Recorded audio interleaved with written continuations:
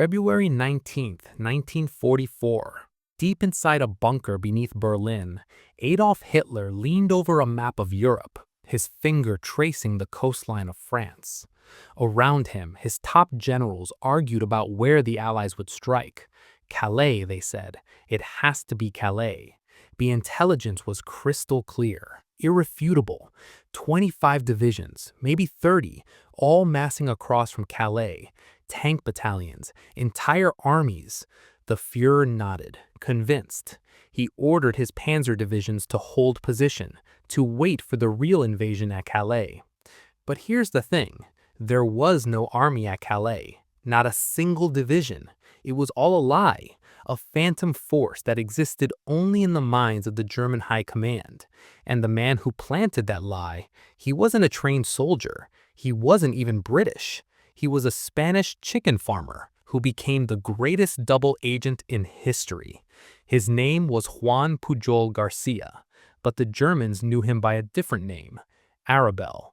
The British called him Garbo, and what he did in the spring of 1944 changed the course of the war, saved tens of thousands of lives, and fooled the most powerful military machine ever assembled. This is his story.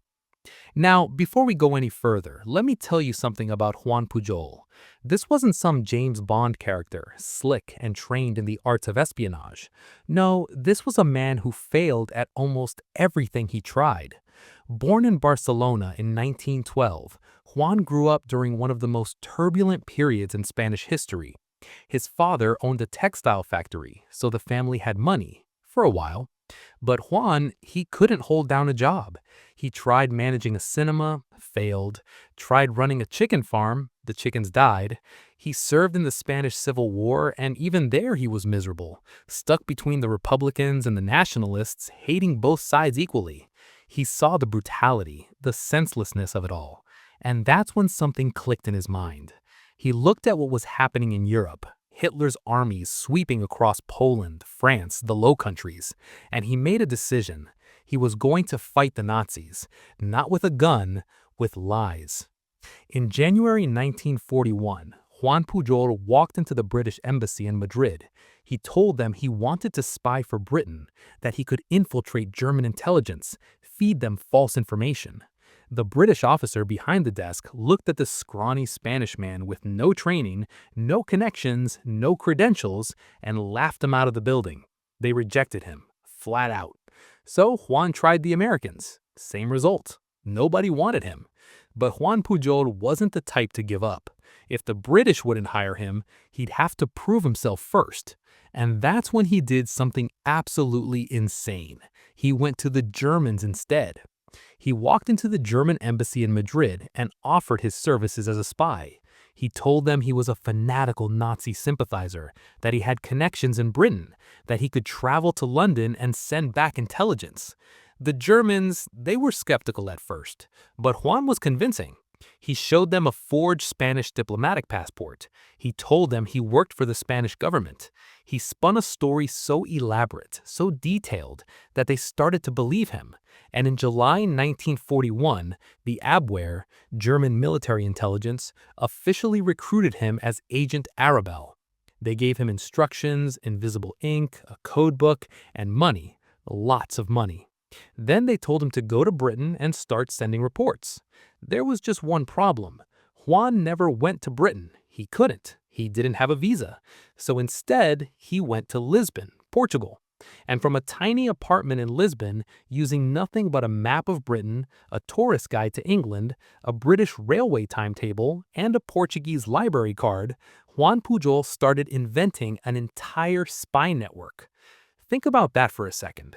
This man had never set foot in Britain. He didn't speak English fluently. He'd never been trained in espionage. But from Lisbon, he started sending coded letters to his German handlers, filled with detailed intelligence reports about British military movements, convoy departures, troop deployments, all of it completely fabricated. And the Germans, they ate it up. But here's where it gets interesting. Juan wasn't just making things up randomly. He was careful, methodical. He studied everything he could find about Britain. He looked at maps, read newspapers, listened to BBC broadcasts. When he reported that a convoy left Liverpool, he made sure the timing matched the weather patterns. When he described British soldiers in a town, he got the regiment insignias right by looking at old photographs. He created fictional subagents, a Portuguese businessman in London, a Swiss national working in a factory, a Venezuelan student, a Welsh nationalist. None of these people existed, but in his report, they became real. They gave them names, backgrounds, personalities. They even gave them expenses, so the Germans had to pay their salaries. But Juan made mistakes, big ones. In one report, he described British soldiers in a town where there was actually a large American base. In another, he wrote about Liverpoolians drinking wine with every meal, something no actual British person would ever say. He claimed that Glasgow dock workers would do anything for a liter of wine, when in reality, they drank whiskey and beer. These errors should have exposed him as a fraud, but the Germans didn't notice. Or maybe they didn't want to notice, because Agent Arabelle was sending them so much intelligence they thought they'd struck gold. By early 1942, Juan Pujol had become one of Germany's most valued agents in Britain, even though he'd never been there. Now, meanwhile, British intelligence, MI5 and MI6, they started noticing something strange. They were intercepting German communications, and they kept seeing references to an agent in Britain called Arabelle, but they had no idea who this person was. They ran checks, they looked for leaks, they interrogated suspects. Nothing. This phantom spy was sending reports from Britain, but the British couldn't find him. That's because he wasn't there. Then, in early 1942, the Americans picked up some of Arabelle's transmissions and shared them with the British. MI5 analyzed the reports and realized something. The intelligence was wrong, completely wrong. Whoever this Arabelle was, he was feeding the Germans garbage. And that's when a thought occurred to them. What if they could find this man and use him? What if they could turn this bungling amateur into a weapon? In February 1942, Juan Pujol tried again. He contacted the British embassy in Lisbon, and this time he had evidence. He showed them copies of his correspondence with the Germans. He explained his entire operation, and suddenly MI5 was very, very interested. They brought him to Britain in April 1942, and that's when they sat him down and explained what was going to happen. They were going to take over his operation. They were going to feed the Germans false intelligence, but this time it would be carefully crafted. Juan would continue pretending to be Agent Arabelle, but now he'd be working for the British. They gave him a new codename for their side, Garbo, named after the actress Greta Garbo, because he was the greatest actor MI5 had ever seen. And they assigned him a handler, a brilliant intelligence officer named Thomas Harris. Now, Thomas Harris was an art dealer, a painter, a connoisseur of fine things. He was also one of the sharpest minds in British intelligence. Harris saw potential in Juan that others had missed. Together, they started building something extraordinary. They didn't just continue Juan's fake spy network, they expanded it. By 1944, Garbo's network had grown to 27 fictional subagents scattered across Britain. There was Agent 1, a Portuguese traveling salesman, Agent 2, a Swiss businessman, Agent 3, a Venezuelan living in Glasgow who recruited 3 more subagents, including a Greek seaman and a Welsh nationalist who hated the English. There was Agent 4 in Gibraltar, Agent 5 in Canada, Agent 6 in South Africa, Agent 7, a retired Welsh seaman living in Swansea who had his own network of subagents. None of these people existed, but the Germans believed in every single one of them. They paid their salaries, they gave them bonuses. They sent Juan, Garbo, over $89,000 in today's money to fund this fictional spy ring. The British started using Garbo to feed the Germans what's called chicken feed, real intelligence but carefully selected to be either harmless or too late to matter. For example, Garbo would report that a convoy was leaving port, but he'd send the message just after the convoy had already left. So by the time the Germans got the intelligence and sent U-boats, the convoy was long gone. The Germans would verify that the intelligence was accurate. Yes, a convoy did leave Liverpool on that date, and their trust in Garbo deepened. He became their most reliable source. Every report he sent was logged, analyzed, and acted upon by German High Command. And that's exactly what the British wanted, because they were preparing for the biggest deception operation in military history, Operation Fortitude, the plan to trick the Germans about D-Day. By late 1943, Allied planners knew they were going to invade France in 1944, but they also knew that if the Germans figured out where and when the invasion was happening, it would be a bloodbath. The beaches would be swarming with panzer divisions. The Atlantic Wall would be reinforced to the point of being impregnable. So they came up with a plan. They would make the Germans believe the invasion was coming at Pas de Calais, the narrowest point of the English Channel, the most obvious place to attack. And they would use every trick in the book to sell that lie. Dummy tanks made of inflatable rubber, fake radio traffic, phantom armies, and at the center of it all, Garbo. In the months leading up to D-Day, Garbo's reports became more frequent, more detailed. His fictional subagents were seeing things. Agent 4 reported military buildup in the southeast of England. Agent 7 subagents spotted American divisions massing in Kent. Agent 3 described seeing landing craft in Dover. All of it pointed to Calais. The Germans started moving divisions north, reinforcing Calais exactly as the Allies hoped. But the real invasion force was gathering in the southwest, in Devon, Cornwall, and Hampshire.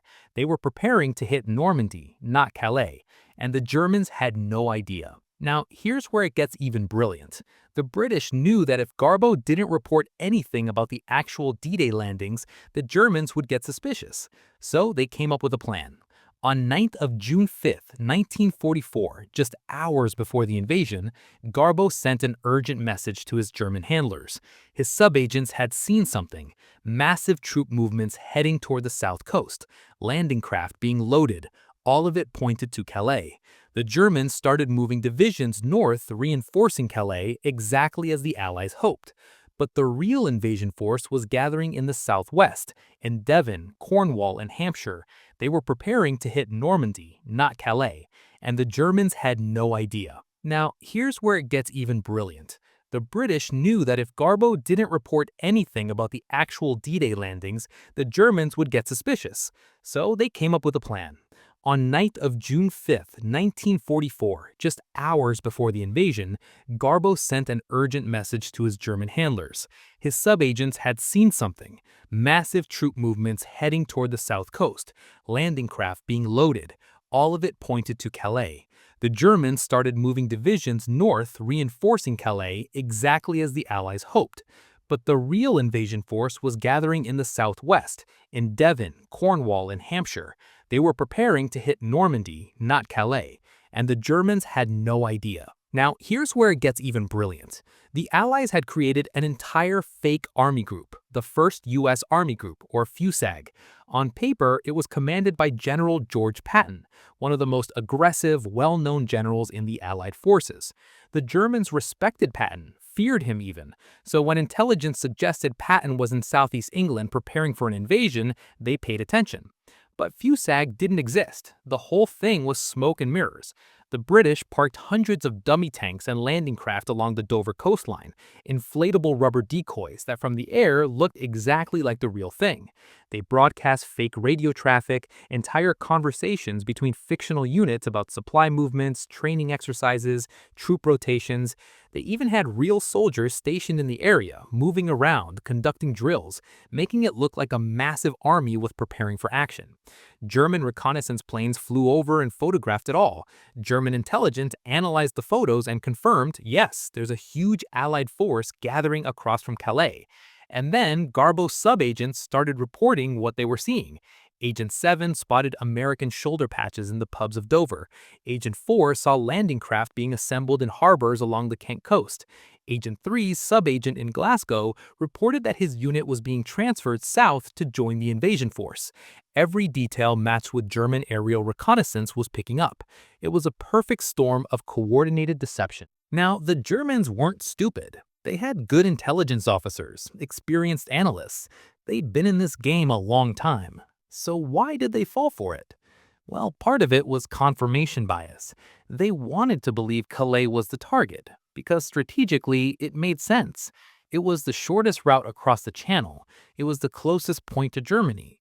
An invasion at Calais would allow the Allies to push straight toward the Ruhr industrial region, the heart of German war production. Normandy, on the other hand, it seemed illogical. The beaches were heavily fortified. The surrounding terrain was bocage country, dense hedgerows that would slow any advance. Attacking Normandy meant a longer supply line, more logistical challenges. So when Garbo's reports confirmed what they already suspected, they believed him. But there was another reason. Garbo had spent 2.5 years building trust. From 1941 to 1944, he'd sent hundreds of messages, and the vast majority of them had been accurate, or at least they seemed accurate. Remember, the British were feeding him real information, just carefully timed to be useless. A convoy leaves Liverpool, Garbo reports it 6 hours later. By the time German U-boats get into position, the convoy's gone. But when the Germans checked the records, yes, a convoy did leave Liverpool at that time. Garbo was right. Again, this created a pattern. Every time the Germans verified his intelligence, their confidence in him grew. By 1944, the Abwehr considered Garbo their most valuable agent, not just in Britain, but anywhere in the world. They had complete faith in him. And that's what made the deception possible. Let me give you another example of just how detailed this operation got. At one point, one of Garbo's fictional sub-agents, Agent 7, the Welsh seaman living in Swansea, supposedly died. Garbo sent a message to the Germans reporting that Agent 7 had passed away from illness. He even included details about the funeral. Now, you'd think that would be the end of it. But the Germans, they sent condolence money. They wired funds to cover funeral expenses for a man who never existed. And Garbo, through his handler, Thomas Harris, pocketed the money and sent a thank you note. The level of commitment to this fiction was absurd. But it worked. There was another incident where one of Garbo's sub-agents, a fictional character, supposedly got into trouble with British authorities. Garbo reported that this agent had been careless, was being watched, and had to lay low for a while.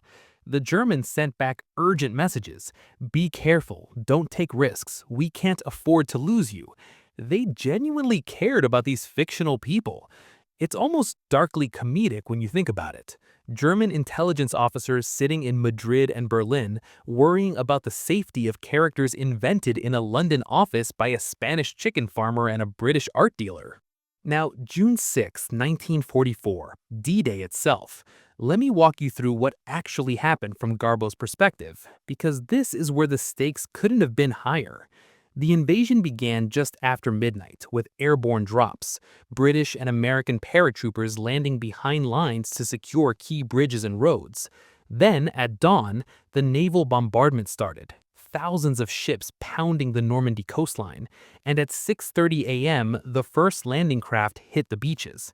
By mid-morning, the Germans knew something massive was happening. Their coastal defenses at Normandy were under attack. Reports were flooding into German high command. But here's the thing, they still weren't sure if this was the main invasion or a diversion. Remember, the Allies had conducted multiple raids along the French coast in previous years. Dieppe in 1942 had been a disaster. But it had shown the Germans that the Allies were willing to launch large-scale operations as feints. So when the Normandy landings began, German commanders hesitated. Is this it? Or is this a trick to draw our forces away from Calais? Hitler himself was asleep during the first crucial hours of the invasion. His staff were too afraid to wake him. And even when he did wake up and learned about Normandy, he refused to release the Panzer reserves. He wanted to wait. He wanted confirmation. And that confirmation, or rather the lack of it, came from Garbo. In the days immediately following D-Day, Garbo sent a series of messages that reinforced the idea that Normandy was a diversion. He reported that most of FUSAG was still in place in southeast England. He said that his sub-agents were seeing no reduction in the forces massed across from Calais. He claimed that Allied radio traffic suggested the main operation was still being prepared. And crucially, he reported that General Patton was still in England. As long as Patton hadn't crossed the Channel, the Germans believed the main invasion hadn't happened yet. This bought the Allies time.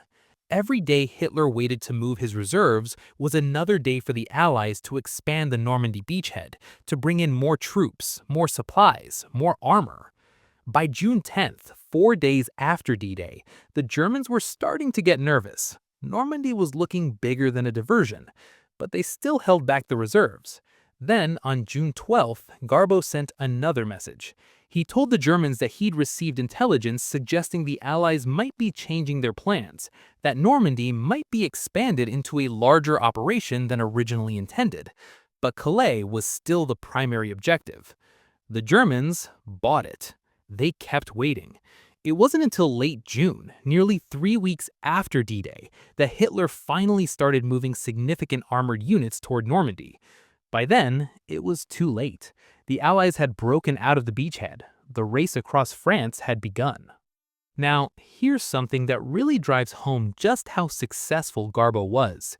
After the war, captured German documents revealed that the Abwehr had sent a message to Garbo in June 1944, before D-Day, telling him that the Führer himself was reading his reports. Hitler personally trusted Garbo's intelligence. Let that sink in. The leader of the Third Reich, the man commanding millions of soldiers who had some of the best military minds in the world advising him, he was making strategic decisions based on lies fabricated by a Spanish chicken farmer and a British art dealer. It's almost unbelievable, but it's real. And the Germans never caught on. Even after the war, even after they'd lost, many German intelligence officers still believed Garbo had been a loyal agent. They thought he'd done his best, but the Allies had simply been better. Some German officers actually tried to protect Garbo after the war, believing he'd been a true Nazi agent who might be in danger from the Allies. They had no idea he'd been playing them the entire time. So what happened to Juan Pujol after the war? Well, the British wanted to keep him hidden. His identity was classified. If the Soviets or anyone else learned about the extent of the D-Day deception, it could compromise future operations. So they faked his death. In 1949, British intelligence spread a story that Garbo had died of malaria in Angola. They even created false death records. Meanwhile, Juan Pujol moved to Venezuela with his wife and children. He lived quietly, running a small business, never telling anyone about what he'd done. His neighbors thought he was just another Spanish expatriate trying to make a living. They had no idea the man selling them goods had fooled Hitler and saved thousands of lives. For decades, Juan Pujol lived in obscurity. His story was classified. The British couldn't acknowledge him publicly without revealing the extent of their deception operations. And Juan? He seemed content with that. He'd never done it for glory anyway. He'd done it because he hated fascism, because he'd seen what the Nazis were doing and wanted to stop them. The secrecy, the lack of recognition, it didn't bother him. He'd played his part. That was enough. But in the 1980s, a writer named Nigel West started researching British double agents during World War II. He'd heard rumors about an agent codenamed Garbo, supposedly the most successful double agent of the war. West dug through declassified documents, interviewed former MI5 officers, pieced together the story, and he realized that if Garbo was who he thought he was, this man might still be alive. The official story said he died in 1949, but West wasn't convinced. He started searching. He tracked down relatives, followed leads, and eventually he found Juan Pujol García living in Venezuela, alive and well at 70 years old. When West approached him, Juan was hesitant at first. He'd kept the secret for nearly 40 years. But West convinced him that the story needed to be told, that people should know what he'd done. And so, in 1984, Juan Pujol García returned to England for the first time since the war ended. The British government invited him to a ceremony. They publicly acknowledged his role in the D-Day deception, and they awarded him, well, actually, they'd already awarded him back in 1944. The British had given him the Member of the Order of the British Empire, the MBE, one of Britain's highest civilian honors, but it had been done in secret. Now, 40 years later, they did it publicly. But here's the truly remarkable part. The Germans, back in 1944, they'd also given Juan Pujol an award, the Iron Cross, second class. It was one of Nazi Germany's highest military decorations, given for bravery and exceptional service. The Germans had been so convinced of Garbo's loyalty, so grateful for his intelligence, that they awarded him the Iron Cross. Of course, they did it through coded messages. They couldn't exactly mail it to him, but the award was official, which meant that Juan Pujol García became one of the only people in history to receive military honors from both sides in World War II. The British gave him the MBE for deceiving the Germans. The Germans gave him the Iron Cross for, well, for being deceived. You couldn't make this up if you tried. When Juan returned to Britain in 1984, he visited the beaches of Normandy. He walked along the sand where thousands of Allied soldiers had landed 40 years earlier. He saw the monuments, the cemeteries, the rows of white crosses marking the graves of men who died in the invasion. And according to people who were there, Juan broke down. He cried because he understood, really understood, what his work had meant. Every cross in that cemetery represented a life, and his deception meant fewer crosses needed to be planted. Not none, the invasion still cost thousands of lives, but fewer. How many exactly? We'll never know, but the estimates range from tens of thousands to possibly even more. Now, I want to take a moment to talk about the broader context of what Garbo was part of, because his operation didn't happen in isolation. The Allies were running multiple double agents during the war, all coordinated through a system called the Double Cross System, or Double X System. The British had essentially taken control of every single German agent in Britain. Every one. Some had been captured and turned. Others, like Garbo, had volunteered. But by 1944, there wasn't a single German spy operating in Britain that wasn't actually working for the British. The Germans thought they had a network of dozens of agents sending them intelligence. In reality, all of those agents were actually being run by MI5. This gave the British incredible power. They could see exactly what the Germans were asking, which meant they could figure out what the Germans were worried about, what they didn't know, and then they could feed information specifically designed to reinforce German misconceptions. It was like playing poker when you could see your opponent's cards. The double cross system was coordinated by a committee called the 20 Committee. 20 in Roman numerals is XI, get it? And they met regularly to decide what information each double agent would send. They had to be careful to keep all the stories consistent. If one agent reported something that contradicted what another agent said, the Germans might get suspicious. Garbo was the crown jewel of this system. He had the most elaborate network, the highest trust from the Germans, and the most freedom to send detailed reports. Other double agents were important too. There was Tricycle, Brutus, Treasure, and others. But Garbo was special. His network was so extensive, his reports so detailed, that the Germans often used his intelligence to verify what their other agents were telling them.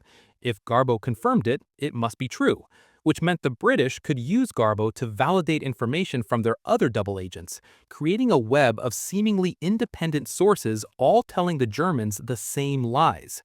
The operation was so successful that after the war, when German intelligence officers were interrogated, they still spoke highly of Agent Arabelle. They praised his reliability, his thoroughness. Some expressed regret that they hadn't acted more decisively on his pre-D-Day warnings. They blamed themselves for not taking his intelligence seriously enough, when in reality, taking it seriously was exactly what had doomed them. The irony is almost painful. But let's talk about the human cost of this deception. Because it wasn't all clever spy games and strategic victories. Real people died because of the decisions made based on Garbo's false intelligence. German soldiers sitting in bunkers at Calais waiting for an invasion that never came. They were human beings too. Young men, many of them conscripts who didn't want to be there, fed into a war machine they had no control over. When I say Garbo's deception was successful, I'm not celebrating death. I'm acknowledging a grim reality. That in war, deception saves lives on one side by misdirecting forces that would otherwise kill. The German troops at Calais didn't die because they were there. They were kept out of a battle where they would have killed Allied soldiers. It's a trolley problem on a massive scale. And Juan Pujol understood this. In interviews later in life, he never glorified what he'd done. He didn't brag about fooling the Nazis or talk about it like it was some grand adventure. He spoke about it soberly, seriously. He said he'd done what he thought was necessary to stop fascism, to prevent the Nazis from winning. He'd seen what they were capable of during the Spanish Civil War, the executions, the purges, the brutality. He knew what a Nazi victory in Europe would mean. So he lied. He lied better than anyone had ever lied before. And those lies changed history. There's a concept in intelligence work called the wilderness of mirrors. The idea that in the world of espionage, nothing is what it seems. Every reflection could be a deception. Garbo lived in that wilderness for 3 years. Every day he had to maintain his cover, had to remember the details of 27 fictional people, had to keep track of which subagent had reported what, had to make sure his stories stayed consistent. One mistake, one slip-up, and the Germans would know they'd been played. The psychological pressure must have been immense. And it wasn't just about keeping his story straight. If the Germans discovered the truth, they might realize the entire double-cross system was compromised.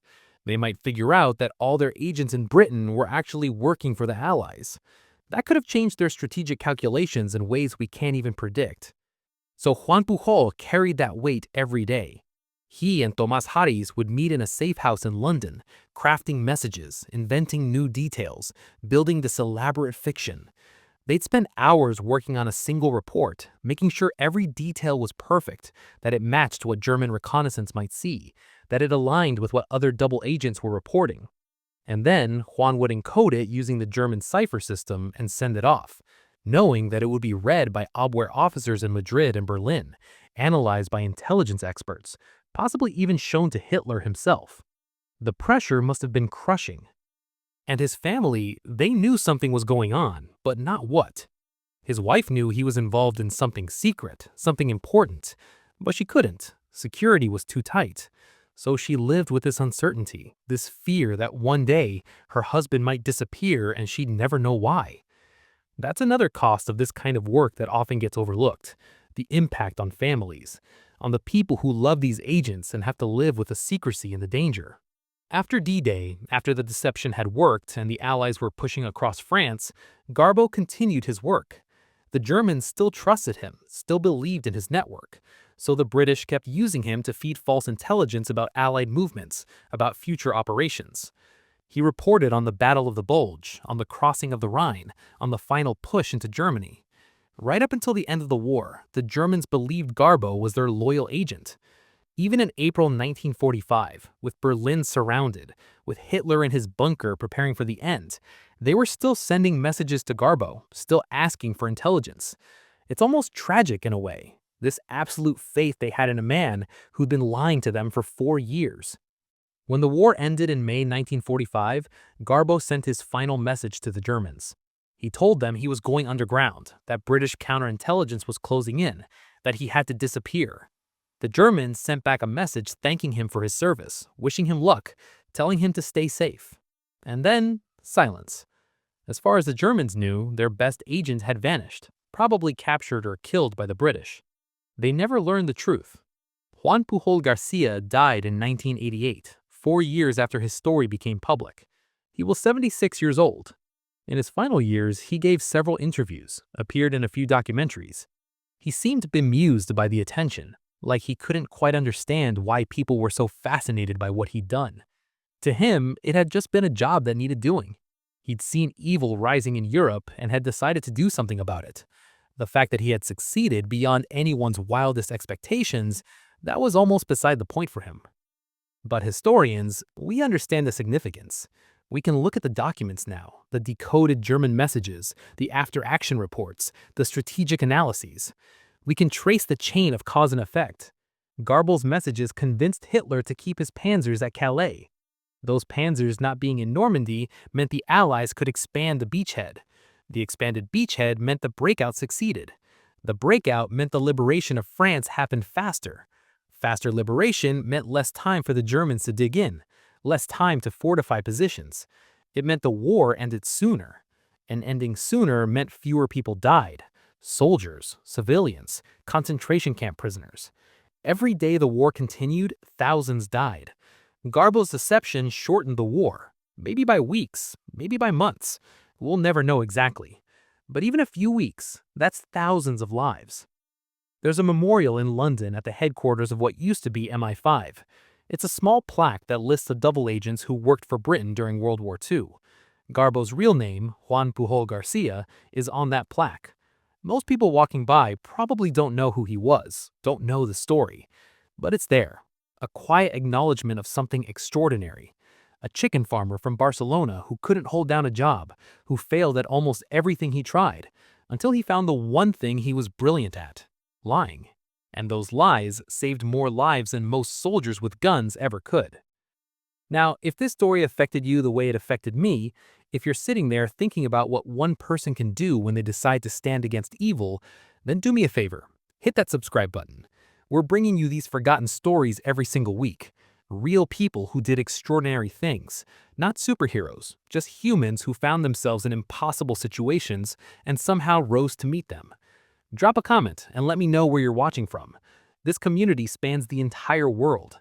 You're not just watching history, you're helping keep these memories alive.